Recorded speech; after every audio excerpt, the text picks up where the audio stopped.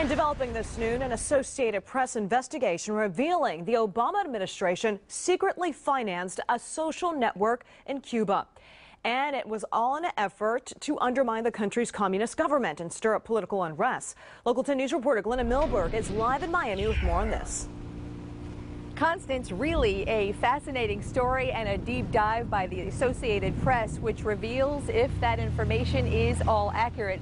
This was an elaborate scheme that's something out of 21st century Gen X spy games. It was a Twitter-like network that was set up, financed, according to the Associated Press, by the U.S. government with a couple of different purposes over the last 4 years.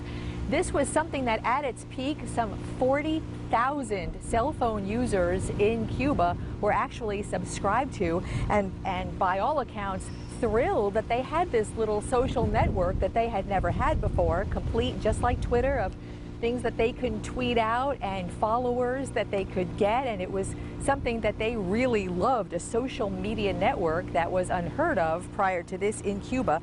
And so the Associated Press outlines how through CubaCell, which is the Castro government, the Cuban government's cell phone distributor, this USAID, USAID, which is ordinarily a government humanitarian organization that set this up, covertly through CubaCell to allow this social media to flourish, hiding its origins through this network of offshore companies, etc., and utilizing a lot of young people who were in the high-tech industries or had high-tech knowledge. So what the original purpose was, it began as true social media with kind of benign topics. Eventually, what the purpose was said to be was to send out messages and get all of these people, 40,000 people, to foment unrest on the island. It is out of business and out of money, according to AP. No response from the U.S. government yet, but there is a State Department briefing this afternoon, so